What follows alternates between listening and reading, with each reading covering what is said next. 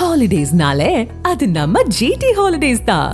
GT Holidays, South India's #1 travel brand. You know you are special when you're with GT Holidays. மாண்புமிகு பேரவைத் தலைவர் அவர்களே, இந்த மாமன்றத்தில் நடப்பு நிதியாண்டில் முதல் துணை மானிய கோரிக்கை 1,32,000 கோடிக்கான துணை மானிய கோரிக்கையில் பேசுவதிலே எனக்கு மிகுந்த ஈடுபாடு இருந்தாலும் இந்த 6 மாத காலத்திற்குள் இந்த 1,32,000 கோடிக்கு ஆன அதிகப்படியான செலவு எப்படி வருகிறது என்று ஆராய்ந்து பார்க்கின்ற நேரத்தில் 2 வகையாக பிரித்து சொல்கிறார்கள். ஒன்று 90,812 கோடி ரூபாய் அதிக வருவாய் வந்ததாகவும் சேமிப்பு வந்ததாகவும் ஒரு வகையிலே சொல்லப்படுகிறது. அடுத்த அதிக செலவுகளுக்காக 41,400 கோடி ரூபாய் அதிக செலவுகளுக்காக அது தேவைப்படுகிறது சொல்கிறார்கள். முன்னாலே எதிர்பார்க்கப்படுகின்ற அந்த 90,812 கோடியில் அவர்கள் மிகவும் எதிர்பார்த்திருக்க வேண்டிய ஒன்று, எதிர்பார்க்காமல் வந்ததல்ல. சேமிப்பு என்றால் சேமிப்பு எப்படி வரும்? சேவிங்ஸ் பேங்க்ல போட்டு வச்சிருந்தாங்களா? இல்ல, அந்த பணம் அவருக்கு வழங்கிய பணம் அதிகப்படியாக அதிக தொகையை முன்னாலேயே ஜெனரல் பட்ஜெட்டிலும் முதலாக அளித்த நிதிநிலை அறிக்கையில் அதிகமாக கொடுத்திருக்கிறார். அது திரும்ப வருகிறது, திருப்பி அனுப்பப்படுகிறது.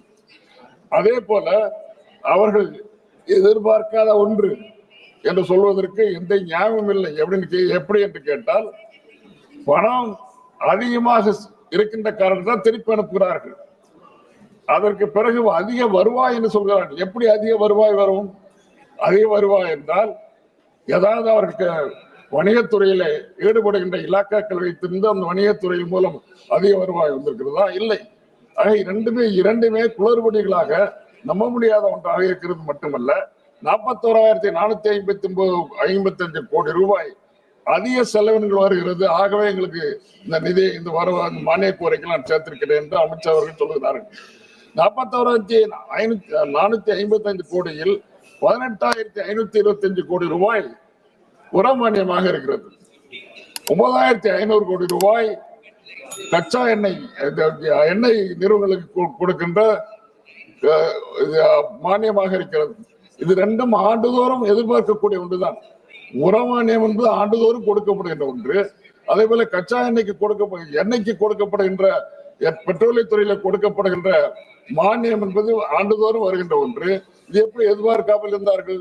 அது மட்டுமல்ல, உள்துறைக்கு 2,500 கோடி ரூபாய், 1,200 கோடி ரூபாய் வெளியுறவுத்துறைக்கும் 1,300 கோடி ரூபாய் கல்வித்துறைக்கும் அவர் வழங்கியிருக்கிற காரணத்தினால் ஏறத்தாழ 41,500 கோடி ரூபாய் புதிதாக அவர்களுக்கு அதிகமாக தேவைப்படுகிறது என்று சொன்னால் நான் ஏற்றுக்கொள்வதற்கு நியாயமில்லை. ஏனென்றால் இதெல்லாம் முன்னாலே அவங்களுக்கு தெரியும்.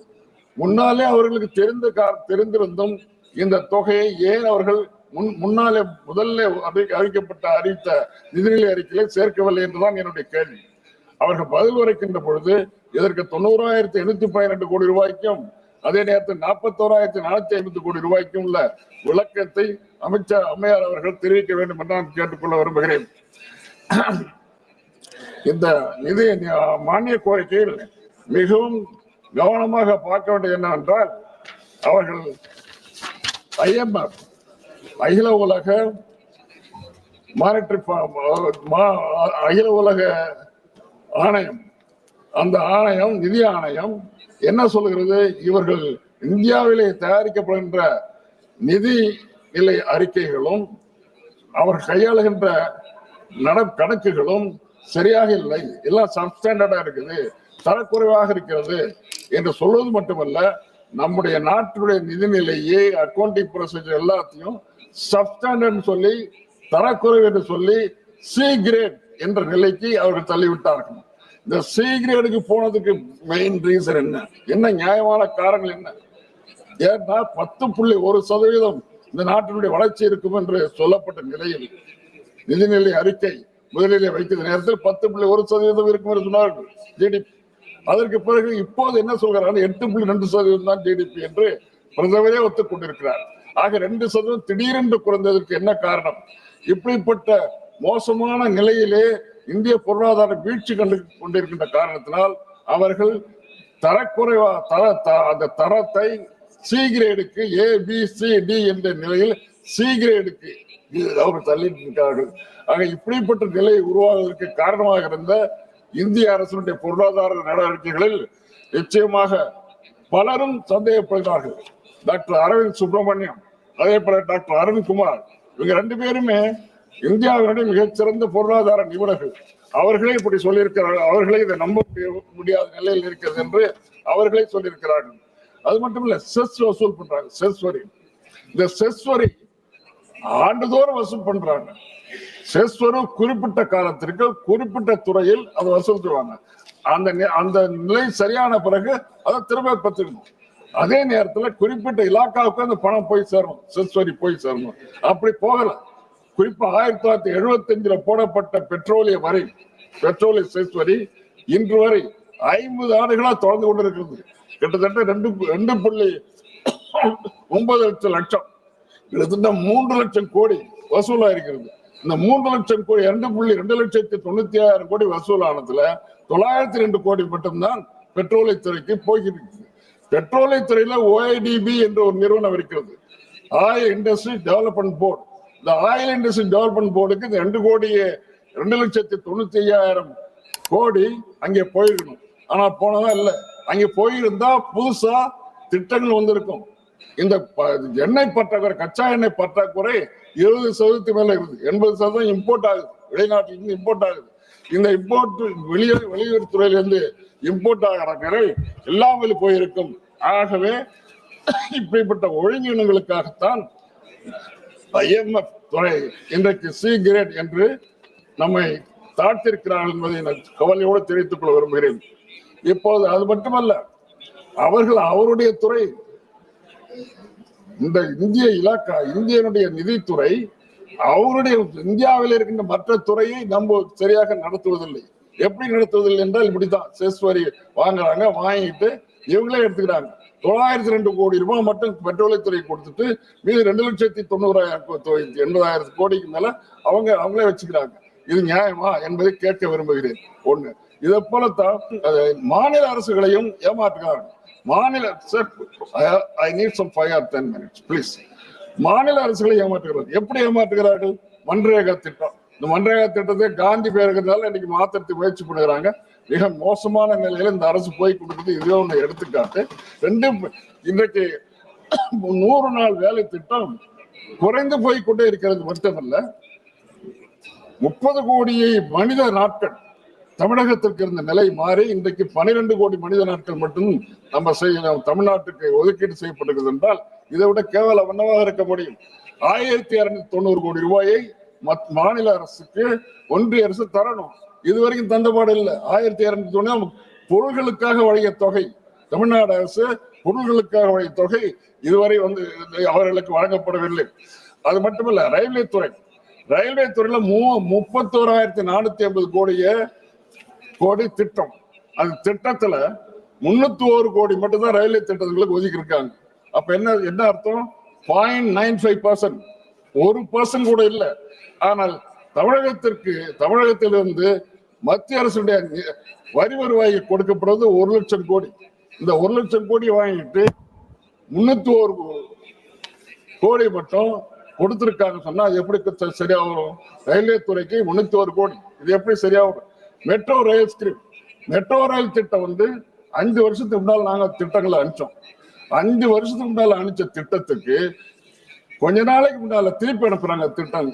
மதுரைக்கும் கோயம்புத்தூருக்கும் மிகப்பெரிய நகரங்களாக இருக்கின்ற 2 இடத்துக்கும் மெட்ரோ ரயில் திட்டம் வேணும் சொல்லி நாங்க அனுப்பிச்சதுக்கு எந்த பதிலும் சொல்லாம திடீர்னு என்ன சொல்றாங்கன்னா 20 லட்சம் மக்கள் தொகைக்கு குறைவாக இருக்கிறது. அது 2011 சென்சஸ். 2011 சென்சஸ்ல எடுத்த போது 20 லட்சம் மக்களுக்கு குறைவாக இருக்காங்க, அது உங்களுக்கு கிடையாது என்று இன்னைக்கு அனுப்பியிருக்கிறார்கள். நான் கேட்கிறேன், ஆக்ராவில், இந்தூர்ல, புவனேஸ்வர்ல, நவி மும்பைல இந்த கணக்கு வராதா? அது மட்டும் இல்ல, ஜனத்தொகை கணக்கு பார்க்கறது, திட்டத்தை நிறைவேறது ஜனத்தொகை கணக்கு பார்க்கறதா, வயபிலிட்டியை பார்க்கறதா, லாப நஷ்டத்தை பார்க்கறதா, திட்டத்துல லாப நஷ்டம் வருதான்னு பார்க்கறதா, அல்லது ஜனத்தொகை கணக்கை பார்க்கறதா? இந்த முறை மிக மோசமாக இருக்கிறது என்பதை நான் தெரிவித்துக் கொள்கிறேன். அதோட பூந்தமல்லி இருந்து சென்னை வரைக்கும் ஒரு 10 கிலோமீட்டர், இந்த 10 கிலோமீட்டர் ஆல்ரெடி கம்ப்ளீட் ஆயிடுச்சு, முடிந்து போனது, சேஃப்டி சர்டிபிகேட்லாம் வந்துச்சு. ஆனாலும் அந்த திட்டத்தை இதுவரை துவங்கி அந்த திட்டம் நடைமுறைப்படுத்தவில்லை. இது மிக மிக மோசமான நிலை என்பதை இந்த ஒன்றிய அரசு எப்படி தமிழக அரசை நடத்துகிறது என்பதற்கு இது ஒரு எடுத்துக்காட்டு. மாய்ச்சர் கண்டென்ட், விவசாயிகள் நெல்லை விளைவிக்கிறாங்க, செப்டம்பர் மாசத்துல மழை பெஞ்சு அந்த மாதிரி மோசமான நிலை வந்த பிறகு அறுவடைக்கு போகின்ற நிலை, அறுவடை பண்ணாமல் இருக்க முடியாது. அறுவடை பன்றிய நெல்மணிகள் களத்து மேட்டுக்கு வருது. களத்து மேட்டுல இன்னும் ஈரப்பதம் அதிகமாகிறது. 17% தான் ஈரப்பதம் ஒத்துக்கொள்ளப்படுகிறது. ஆனால் 22% வேண்டும் என்று தலைவர் தளபதி மு.க. ஸ்டாலின் அவர்கள் திரும்ப திரும்ப கடிதம் எழுதுகிறார், கேட்டுக்கொண்டே இருக்கிறார். ஆனால் இவர்கள் தரவில்லை. இப்ப என்ன பண்ண போறாங்க? தஞ்சாவூர்ல எங்க இந்த நிலை ஏற்பட்டதோ, தஞ்சை டெல்டாவிலும் காஞ்சிபுரம் செங்கல்பட்டுல இந்த நிலை ஏற்பட்டது. தஞ்சாவூர்ல இவங்க மாநாடு போட போறாங்களா? யாரு? அடுத்த 2-3 மாசத்துல பிரதமர் போக போறாரு. பிரதமர் போகும்போது என்ன வரவேற்பு இருக்கும் என்பதை நாம் பொறுத்திருந்து பார்க்க வேண்டும். இந்த 17% 22% என்பதை அவர்கள் கொடுப்பதற்கு தவிர்க்கிறார்கள். அடுத்தது கல்வி திட்டம், சமக்ர சுச்சா SSA ஸ்கீம். இந்த SSA ஸ்கீமுக்கு 3548 கோடி கொடுக்கணும். இந்த 3548 கோடியை புறக்கணிக்கிற முடியாதுங்கிறாங்க. ஏன் முடியாது? கல்வி திட்டத்தை ஏற்றுக்கணுமா? கல்வி திட்டம் it is not an act, it is a policy only. ஒன்றிய அரசுடைய கொள்கையும் மாநில அரசு கொள்கையும் வேறு வேற இருக்கலாம். இதை நீங்க எப்படி எங்களை இன்சிஸ்ட் பண்ண முடியும்? அந்த கொள்கை எங்களுடைய கொள்கை தான் நீங்கள் ஏற்றுக்கொள்ள வேண்டும் என்று எப்படி ஏற்றுக்கொள்ள முடியும்? நாங்கள் ஏற்றுக்கொள்ள மாட்டோம். இன்னைக்கு இல்லை, எப்போதும் இந்தியை ஏற்றுக்கொள்ள மாட்டோம். இந்தியை ஏற்றுக்கொள்ளாத தமிழ்நாடு தொடர்ந்து நீடிக்கும். இது அறிஞர் அண்ணா அவர்களுடைய கொள்கை, அண்ணன் கலைஞர் அவருடைய கொள்கை. இந்த திட்டத்திலிருந்து நாங்கள் மாறவே மாட்டோம். இந்தி என்றைக்கு கிடையாது தமிழகத்தில் என்பதை தெரிவித்துக் கொள்ள விரும்புகிறேன். 2010 ஆசிரியர்கள் நியமிக்கப்படுகிறார்கள். 4 லட்சம் ஆசிரியர்கள் தமிழ்நாட்டில் நியமிக்கப்படுகின்ற ஆசிரியர்களுக்கு புது கொள்கை வகுக்கிறார்கள். நீங்க தகுதி தேர்வு பெற்றாதான் நீங்க ஆசிரியரா தொடர்ந்து போக முடியும் என்று சொல்கிறார்கள். 2010 அப்பாயின்மெண்ட் முடிஞ்சிச்சு. இன்றைக்கு 2024, 14 வருஷம் கழிச்சு 2 வருஷத்துக்குள்ள நீங்க தகுதி தேர்வு பெற்று நீ பாஸ் பண்ணாதான், தகுதி ஏற்பட்டாதான் நீ தொடர்ந்து ஆசிரியரை தொடர முடியாது. முடிவதற்கு சான்ஸே கிடையாது. மத்திய அரசு நேரடியா கோர்ட்டுக்கு போயிட்டு நீதிமன்றத்தை அணுகி புதிதாக அவர்களுக்கு அனுமதி வாங்கி தர வேண்டும். இல்லை என்றால் 4 லட்சம் ஆசிரியர்களுடைய நிலை என்னவாகும் என்பதை அவர்கள் எண்ணி பார்க்க வேண்டும். ஆகவே என்னுடைய அன்புக்குரிய நண்பர்களே, we demand immediate release of pending MNREGA funds due on restoration of labor and materials allegation. Number 2, to approve the increased moisture content of paddy 22% from 17%. Immediate approval of metro projects Coimbatore and Madurai. Immediate release of rightful due of 3,548 from SSA scheme without any further delay. ஆசிரியர்களுக்காக 2010 வழங்கப்பட்ட அந்த பணி தொடர்ந்து நீடிப்பதற்காக அரசு, இந்த ஒன்றிய அரசு நீதிமன்றத்தை நாடி புதிய அரசு ஆணையை பெற்று அந்த ஆசிரியர்களுக்கு வாழ்வளிக்க வேண்டும் என்றும் கேட்டுக்கொள்கிறேன். வணக்கம், நன்றி. தேங்க்யூ. ஹாலிடேஸ்னாலே அது நம்ம GT Holidays தான். GT Holidays, South India's #1 travel brand. You know you are special when you're with GT Holidays. மின்னம்பலம்.com, தமிழின் முதல் மொபைல் பத்திரிகை.